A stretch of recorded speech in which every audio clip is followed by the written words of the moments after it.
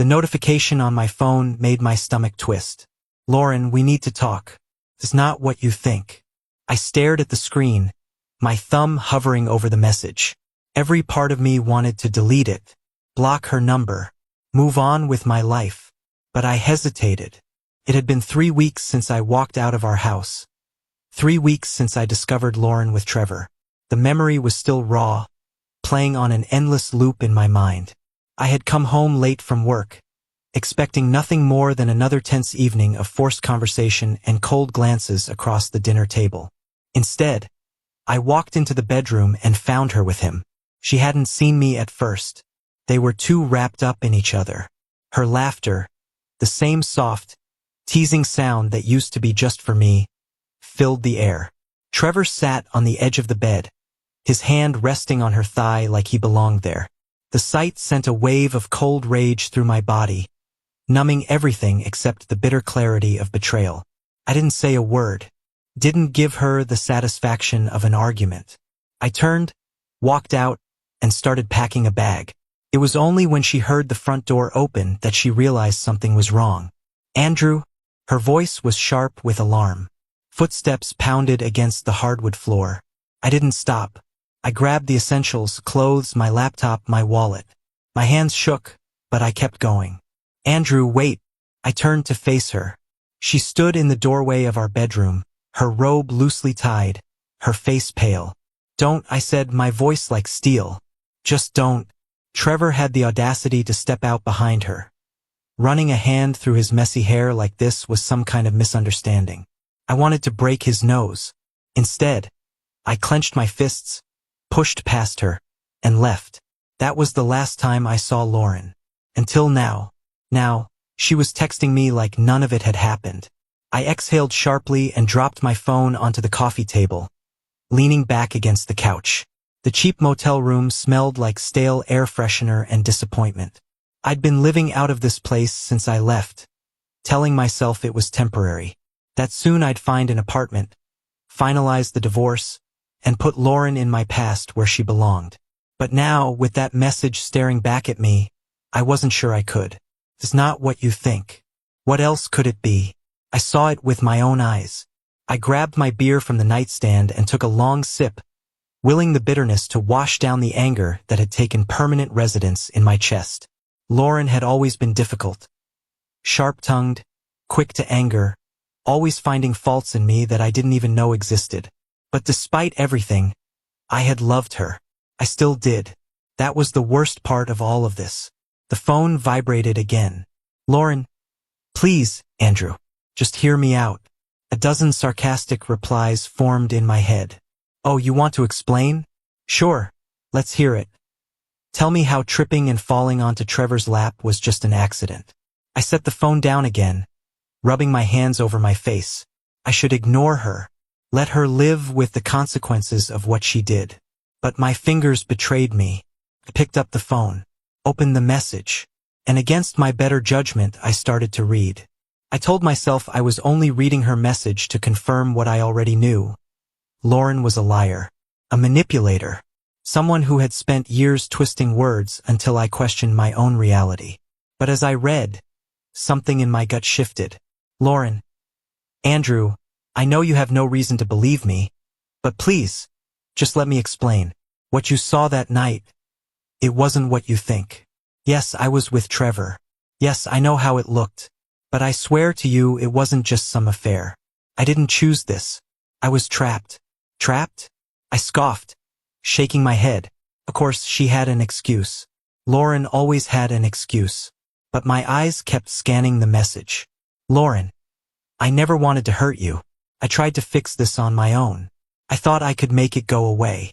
But I couldn't, Andrew. I was stuck. And I didn't know how to tell you without making things worse. My grip tightened on the phone. Lauren, Trevor wasn't just some random guy, and this wasn't just an affair. He's been holding something over me for months, blackmailing me. I sat up straight. Lauren, I met him before you and I were together. A long time ago, and I made a mistake, one I never thought would come back to haunt me. He found me again, and when he did, he made it clear that I didn't have a choice. I stared at the screen, waiting for the punchline. This had to be another one of her manipulations, right? Some way to shift the blame, to make me feel guilty, to reel me back in just enough so she could keep control. But she wasn't done. Lauren, I tried to cut ties. I told him to leave me alone. But he had things, Andrew. Photos, messages, things I never wanted anyone to see. And when I refused to meet him, he threatened to send them to you, to my job, to my family. A lump formed in my throat. Lauren, I thought if I played along, if I kept him calm, he'd let me go. But he didn't. It only got worse. He wanted more and more. And I didn't know how to stop him without losing everything. I swallowed hard. My pulse was hammering in my ears. My breath uneven. Was this real? Was any of it true? Lauren, I wanted to tell you so many times. But I was scared. I thought if I told you, you'd leave me, or worse, you'd get hurt trying to protect me. And then that night happened.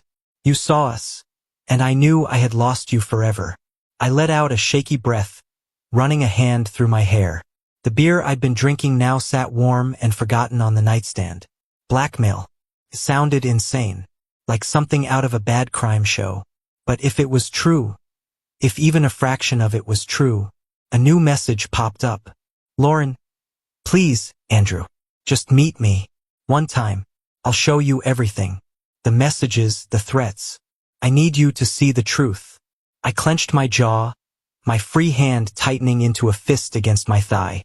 I shouldn't go. Lauren had spent years twisting the truth, bending reality until I didn't know which way was up. What if this was just another game? Another way to get me back under her control? And yet, I thought back to that night. The look on her face when I caught them. The way she had frozen, like a deer in headlights. I had taken that as guilt, as shame. But what if it had been something else? What if she had been afraid? I cursed under my breath. I didn't owe her anything. Not after what she had done. But I needed answers. Before I could stop myself, my fingers moved over the screen.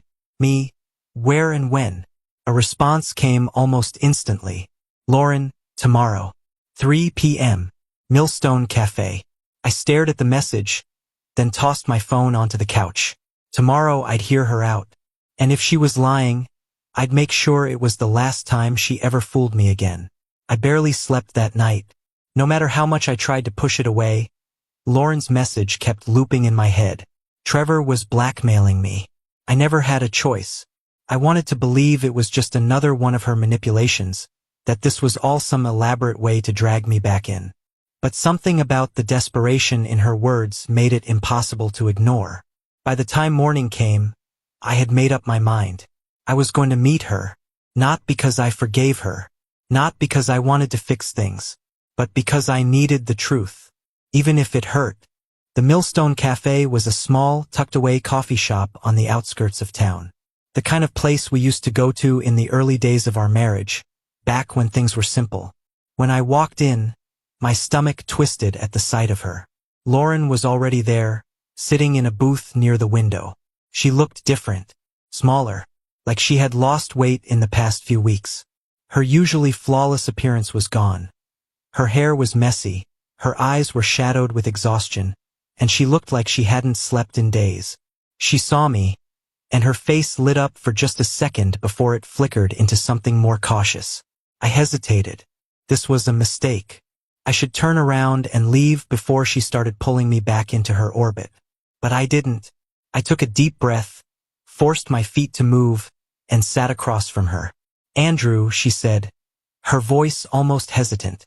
Thank you for coming. I leaned back, crossing my arms. Just get to the point, Lauren. She flinched but nodded. Right? She reached into her bag, pulled out her phone, and slid it across the table to me. Read. I stared at it for a second, then picked it up. The messages were from an unknown number. Trevor, you think you can just ignore me? Bad move, Lauren. Trevor, remember I still have the pictures, and I don't think your boss would appreciate seeing them. Trevor, meet me tonight. No excuses. I kept scrolling. The messages stretched back months. At first, they were casual, like he was testing the waters. Then, as time passed, they became more aggressive. Threats. Demands. A slow, methodical tightening of control. I swallowed hard. What the hell is this? Lauren wrung her hands together. Proof. I set the phone down, staring at her. You expect me to believe this? Tears welled up in her eyes, but she didn't let them fall. I don't care if you believe me. I just need you to see it for yourself. I clenched my jaw, my mind racing. Why didn't you tell me? She let out a bitter laugh. Because I was ashamed. Because I thought I could handle it on my own. And because I was scared. She reached into her bag again and pulled out a small envelope. This is what started it. I hesitated before picking it up. Inside were printed photos, ones I had never seen before. Lauren, younger, in situations I knew she wouldn't want anyone else to see. My stomach twisted. Trevor had these, and he had been using them against her.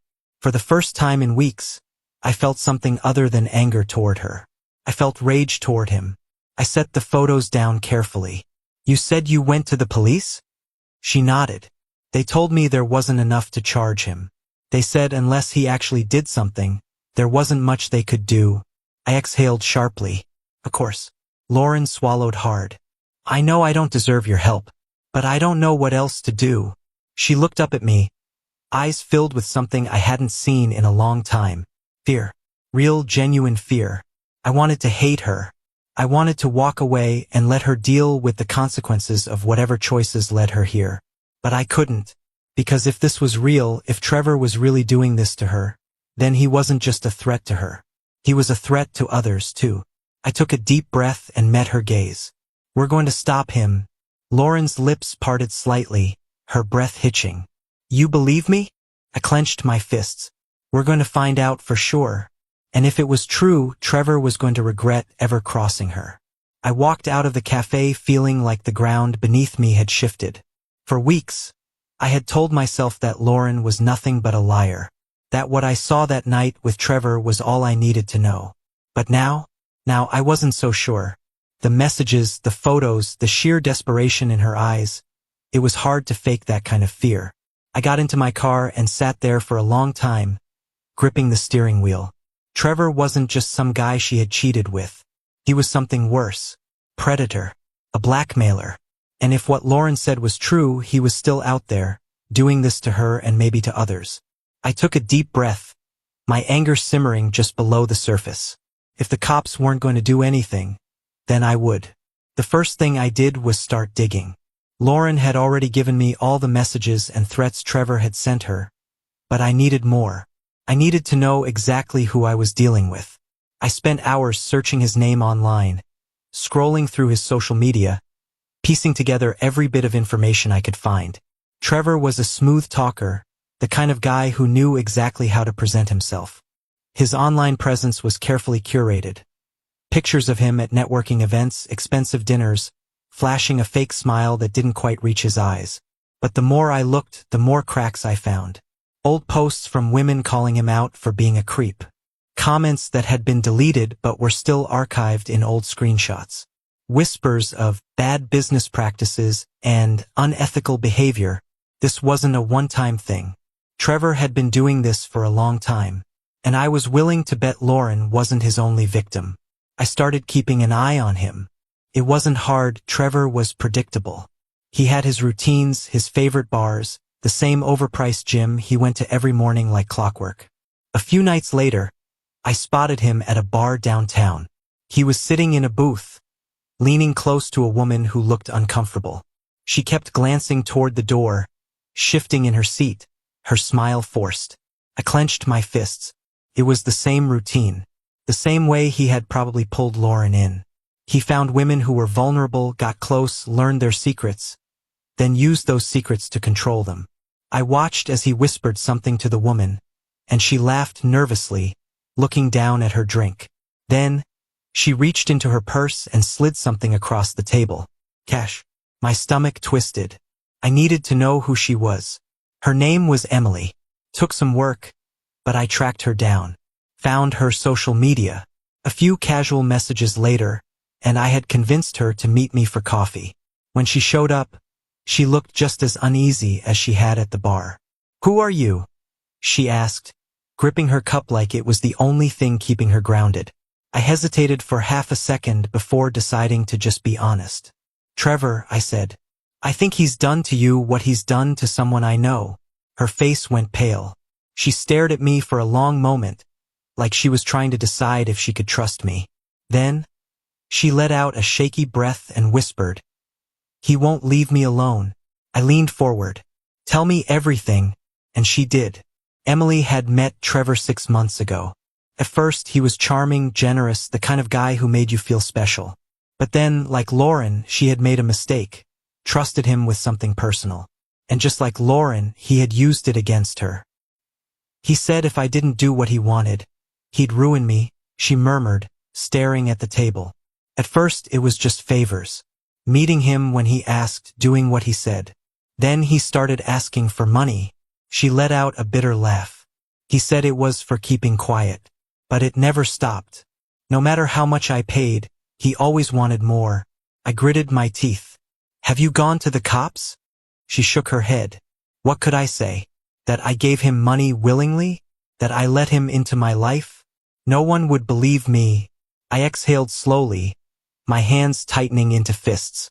Trevor had done this before, and if we didn't stop him, he'd do it again. I met Emily's eyes. "I think it's time we make him pay for what he's done." She studied me carefully, then nodded. "I'm in." Meeting Emily changed everything. Up until that moment, there had still been a part of me that questioned whether Lauren was telling the whole truth, whether this was just another elaborate attempt to manipulate me into coming back. But sitting across from Emily, hearing the raw emotion in her voice as she recounted her own experience with Trevor, made it all too real. This wasn't just Lauren's mess. Trevor was a predator, and he had done this before. And if we didn't stop him, he was going to do it again. I spent the next few days piecing together everything I had learned. The timeline of Trevor's involvement with Lauren, the pattern of his threats, the way he had systematically broken her down until she felt like she had no choice but to comply. The same tactics he had used on Emily. It was a script he had perfected over time, one that allowed him to exploit women without ever leaving behind enough evidence to be held accountable. Lauren had already tried to go to the police, but without concrete proof, they had dismissed her concerns. Emily hadn't even bothered reporting him, convinced no one would believe her. And if they weren't going to take action, then it was up to us to make sure Trevor's reign of control ended before he could claim another victim. It was easier said than done. Trevor was careful. He didn't leave behind trails that could lead to direct legal consequences. He manipulated, coerced, and blackmailed, but he never put anything in writing that would undeniably incriminate him.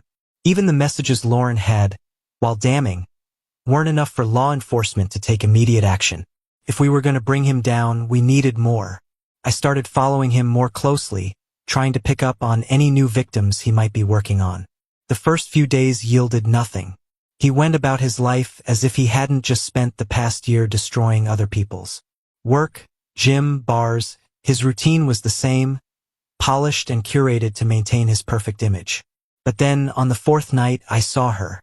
She was young, barely in her mid-20s, sitting across from Trevor at a dimly lit booth in the back of the bar. She looked nervous, her hands gripping the edge of the table, her shoulders hunched inward like she was trying to make herself smaller. Trevor, on the other hand, was relaxed, leaning in close, his smile easy, his voice low and steady. It was a familiar scene, one I had witnessed once before. Lauren's face, pale and uncertain, when I had walked in on them that night, thinking I had caught her cheating. Only now I understood what I had really been seeing. I watched them for nearly an hour. At one point, the girl, I later learned her name was Sophie, reached into her purse and handed Trevor an envelope. He took it without hesitation, slipping it into his jacket pocket before giving her a reassuring smile, as if he were doing her a favor rather than bleeding her dry.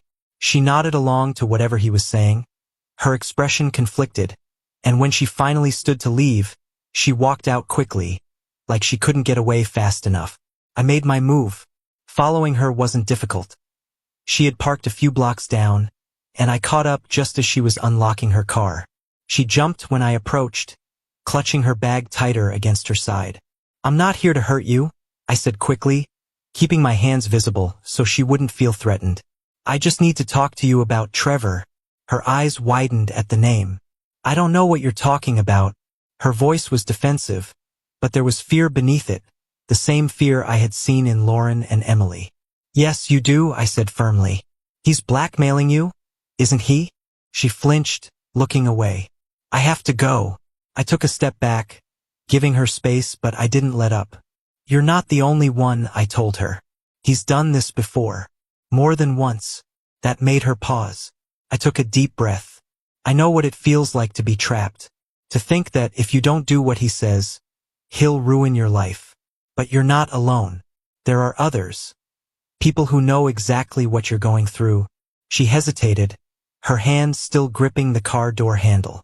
I can help you, I said, softer now. But you have to let me. A long silence stretched between us. Then, finally, Sophie let out a slow, unsteady breath. How do I know I can trust you? Because I don't want anything from you, I said simply. I just want to stop him. Her shoulders sagged. She glanced around, as if making sure no one else was watching, then nodded. Okay, she whispered. I'll talk. That night we sat in a diner, and she told me everything. How she had met Trevor at a charity event a few months back. How he had charmed her, made her feel special, until one night she had confided in him about a mistake from her past. A mistake he had then turned against her, threatening to expose her secret unless she paid him to keep quiet. And, just like Lauren and Emily, she had believed him when he said it would only be once. But it was never just once. By the time we left the diner, Sophie had agreed to help us. 3 victims. 3 women whose lives had been derailed by the same man. It wasn't enough to take to the police, not yet. But it was enough to build a case. Enough to set a trap. Trevor had spent years making sure no one could touch him. But he had finally made a mistake. He had underestimated us. And we were going to take him down. For the first time since Lauren had sent that message, I felt like I had control again. No more second-guessing, no more trying to make sense of things that would never make sense. This wasn't just about what Trevor had done to Lauren anymore. It was about what he had done to Emily, to Sophie, and who knew how many others. It was about making sure he never did it again. The 3 of us met the next night at my motel room. The only place I knew was safe from Trevor's reach.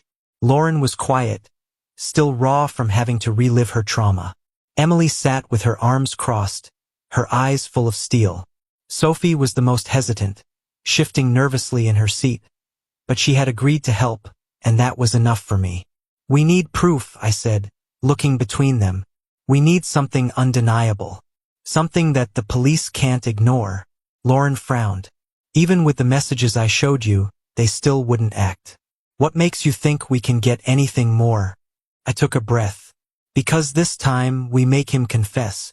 Emily sat forward, interest flickering in her expression. How? I turned to Sophie. He still thinks he has control over you, right? She nodded slowly. He's been pressuring me to meet him again. He wants more money. He says if I don't bring it, he'll go to my family. That's our in, I said. You meet him. You let him think you're going to do what he wants. And you record everything. Sophie's face paled. You want me to go back to him? Not alone, I assured her. We'll be there watching. If anything goes wrong, we'll be right there to stop it.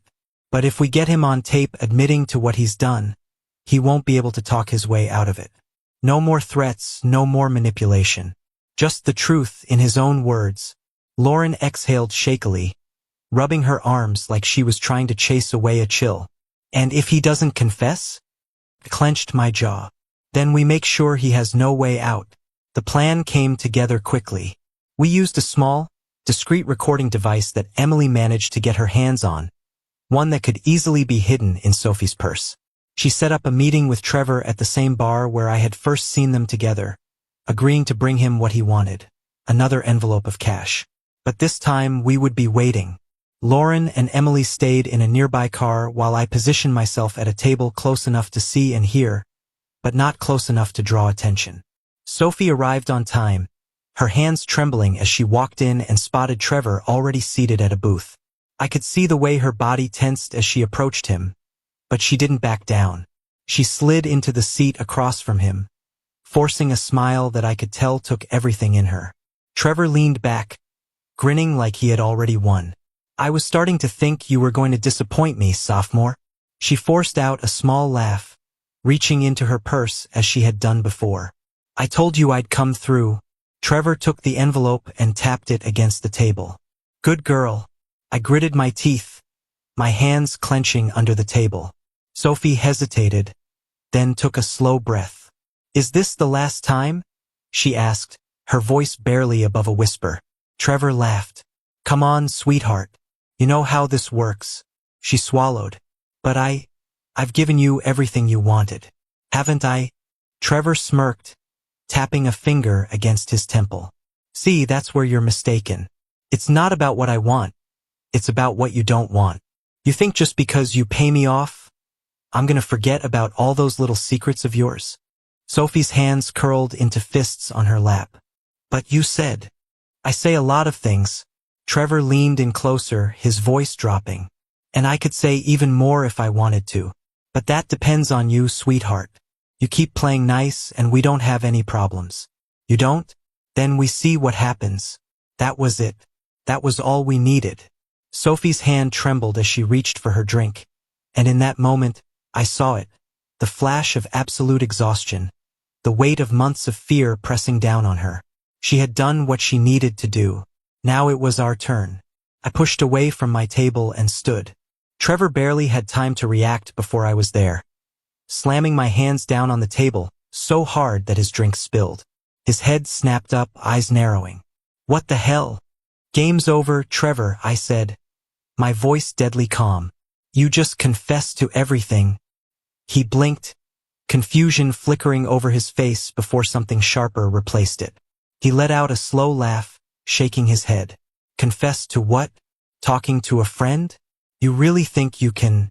Lauren and Emily appeared behind me, and Sophie, for the first time since I had met her, lifted her chin and stared him straight in the eye. Trevor glanced between us, his confidence wavering for just a moment.